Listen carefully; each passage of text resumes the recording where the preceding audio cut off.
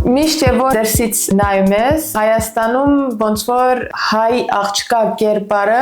այդպես է թվում, որ աղջիկը միշտ զուս պետք է լինի մանկուց, համեստ պետք է լինի ու մանկուց պետք է իմանա էփել հավաքելու մասին։ Քեզ ճանաչելով որպես Հայաստանում ծնված, մեծացած այդ կարծրատիպը ճիշտ է թե սխալ է։ Այո, կան լիքը կարծատիպեր, ընդհանրապես հայկական ու հայ դաստիարակության, հայ աղջկա էփող թափող, անող դնող լինելու մասին համ մեզ գլուխը կախ, այո, կան ընտանիքներ, որ նման ստանդարտներ իրանց երեխաների համար սարքում են նորմալ։ Ու եթե ես անկեղծ լինեմ, ես մեծացել եմ այնպիսի ընտանիքում, որ աղջիկը պետքա խելոք լինի, համեստ լինի, այո, պետքա իր չափու սահմանը ունենա, այո, աղջիկը որոշ տարիքում արդեն պետքա սկսի կարողանալ եփել, թափել, ընտանիքին օգնություն կարողանա հասցնի աղջիկը ու եթե անկեղծ իմ համար դա հաճելի չէր սկզբից, բայց հետագայում, երբ որ հիմա ես արդեն իմ անձնական տունն ու ընտանիքը ունեմ, ես շատ շնորհակալ եմ իմ ընտանիքին, իմ ծնողներին, իրենց դրած ստանդարտների եւ իրանց պահանջկոտ լինելու համար, որովհետեւ հիմա ես կարող եմ ասեմ, այն ժամանակվա ոչ հաճելին իմ համար հիմա հաճելի է, որովհետև ես դժվարություն չեմ կրում իմ առօրյա կյանքի համար։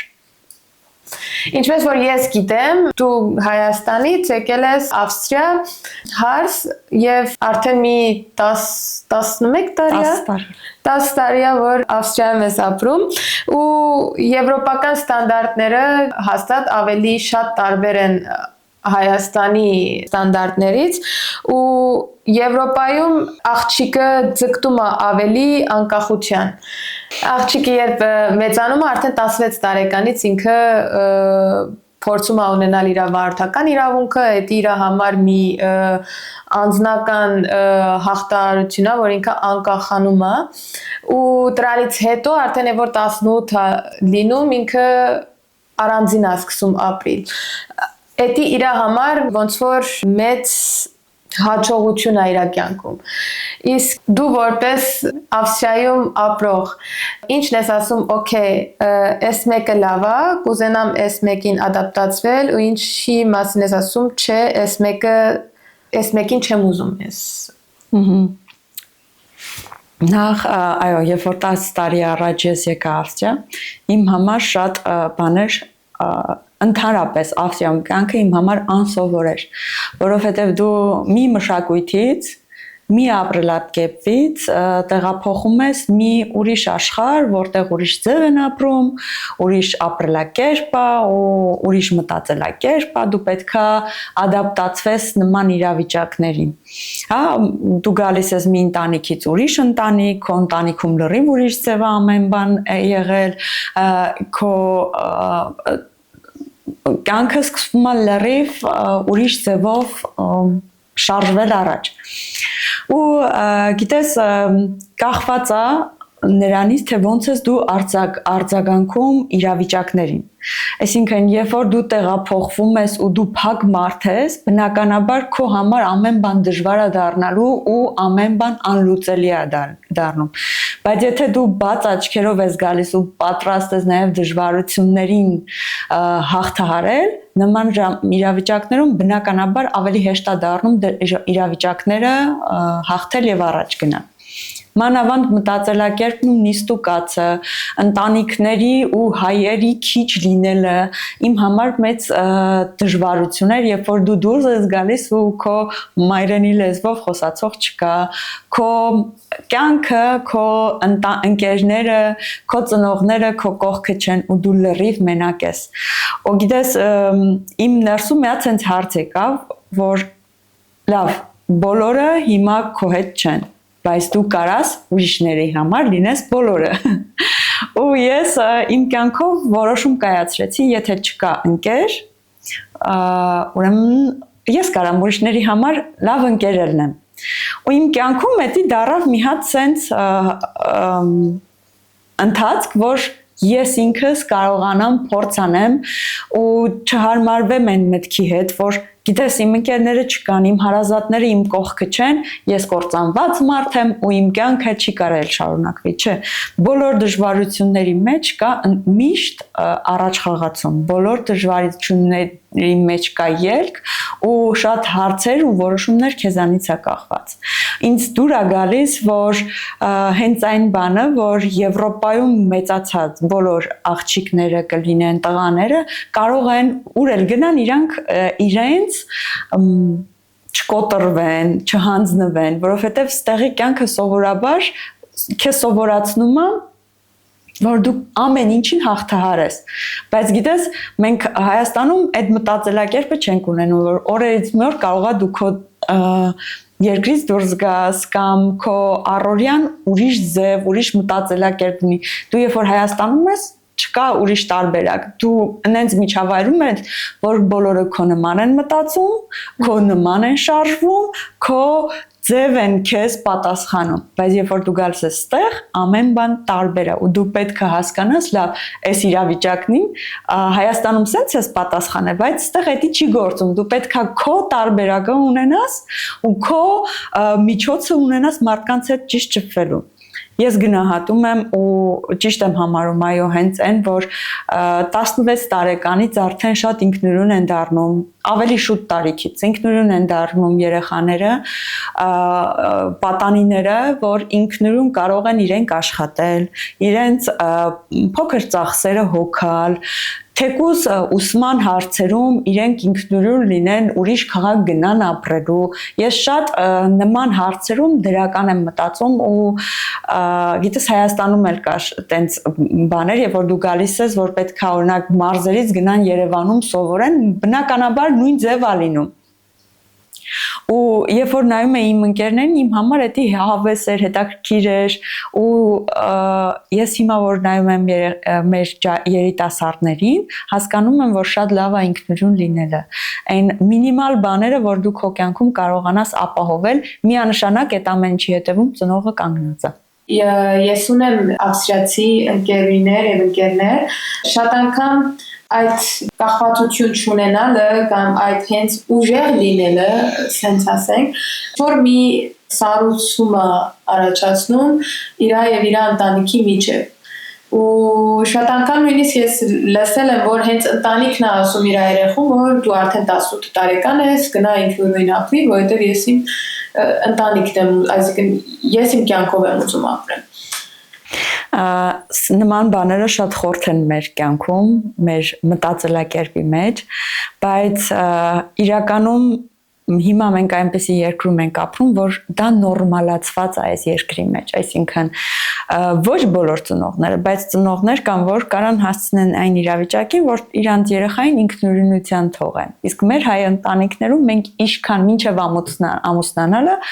երեխաները իրանց ծնողների հետ, երեխաները երիտասարդները ապրում են իրանց ծնողների հետ։ Նման պարագաներում իմ համար նման հարցերը ու առնչությունը նման իրավիճակների հետ խորթ է, բայց ես չեմ կարող նաև մեղադրել, որ ինչու են անում։ Այո, կարա այդ հարաբերությունը բերի սառեցում, այսինքն երեխաները այնքան անկախ ու ինքնուրույն լինեն, որ արդեն չսկսեն պատվել իրենց ծնողներին, այդ ամեն ինչը մի հատ պատ բերի, բայց կարող եմ նաև ասել, որ կախված է նաև դաստիարակությունից, թե ծնողը ինչքան հարաբերություն ու անկեղծություն ունի իր երեխայի հետ։ Մի հատ մարդ կա, իր անունը Մեթ Վոլշա, ինքը ասենց դոկումենտացիա արել, գնացել է նույնիսկ տարբեր երկրներ եւ տարբեր մարդկանց, տարբեր մասնագետների հարց է տվել, ինքը շատ բարձ հարց է, բայց չգիտես ինչի մարդիկ միշտ ավելի կոմպլեքս պատասխաններ են տալիս նրան, ու այդ հարցը ուզում եմ հարցնել նաեւ քեզ, թե ով է կինը։ Իմ համար ով է կինը։ Եթե դու որպես աղջիկ քո հայրական տանն ես, դու քո հայրիկի, պապայի աղջիկն ես։ Դու մեծանում ես այնց միջավայրում, որ ունես քո արտոնությունները, քո նիստուկացը քո տան մեջ։ Եթե կին ես, ունես տղամարդ ու քո ընտանիքն ես սկսում ձևավորել։ Իմ համար չեմ ուզում այս հարցով, այսինքն սա իմ անձնական կարծիքն է, եթե դու քո ծնողների տանն ես, ունես քո ծնողներին թիկունք, եթե ունես ամուսին, ունես թիկունք։ Բնականաբար երկու պարագայում էլ դու քո անձնական կարծիքն ես ձևակերպում, քո որոշումներն ես ունենում։ Եթե շատ ժամանակ շատերը մտածում են, որ եթե մենակ լինեմ, հաղթահարեմ ցենց բաները մենակ, ավելի ուժեղ կլինեմ։ Իմ կարծիքը նա է, որ երբ որ դու կարում ես հաղթահարես այս ամեն ինչը քո ծնողների հովանավորությամբ, քո ամուսնու հովանավորությամբ, ուժեղ լինելը դա է, երբ որ դու ինչ-որ մեկին քո կյանքում բարձր արժեք ես տալիս, հա։ Ու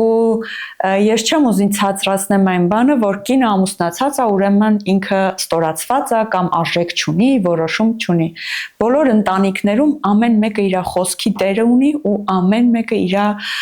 որոշումը կայացնելու դերը ունի։ Միանշանակ եթե ամուսիններ են, միաբան է այդ ամեն ինչը, եթե հայրական ծնողական ընտանիքում ես, ունես նաև այդ ամեն ինչը միաբան քո ծնողների հետ քո որոշումը, քո կարծիքը։ Ինձ թվում ամեն մի ծնողի ու ամեն մի ամուսնու համար այդ ամեն ինչը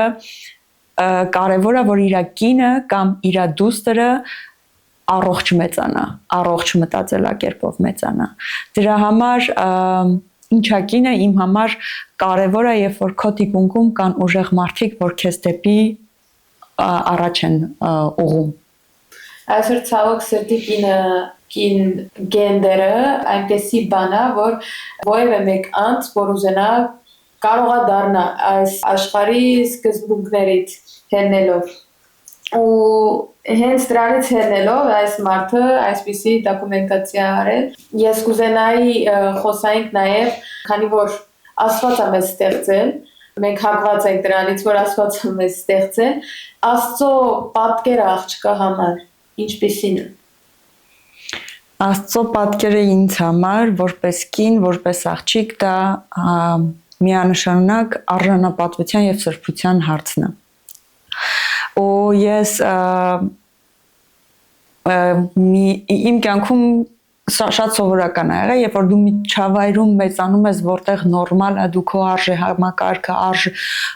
արժեքները պահես, սրբությունը պահես, դա նորմալ է, բայց երբ որ գալիս ես արդեն մի ուրիշ երկիր, որ այդ արժեքները, այդ սրբությունը, այն քո տեսած ամեն ինչ ուրիշ է եղել,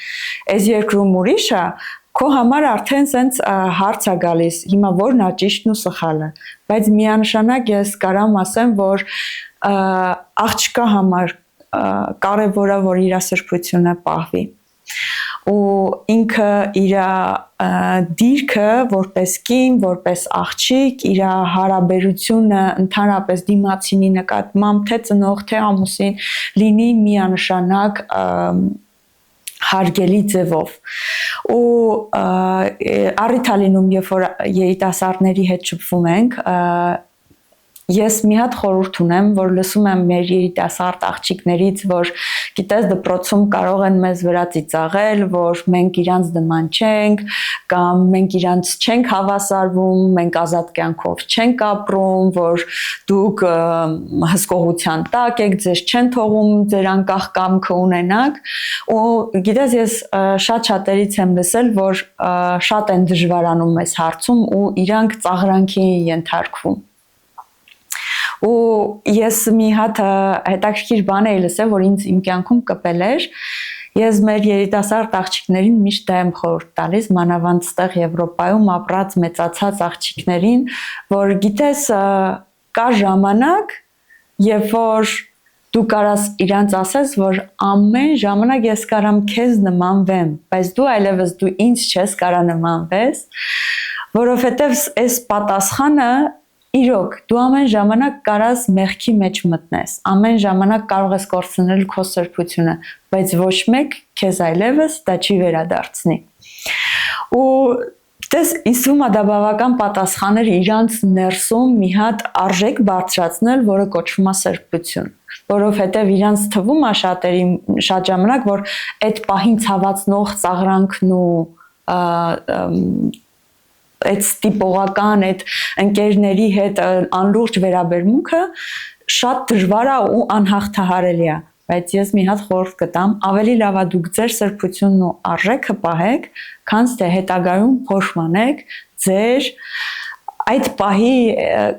կարճ այդ ծաղրանքը չտանելը։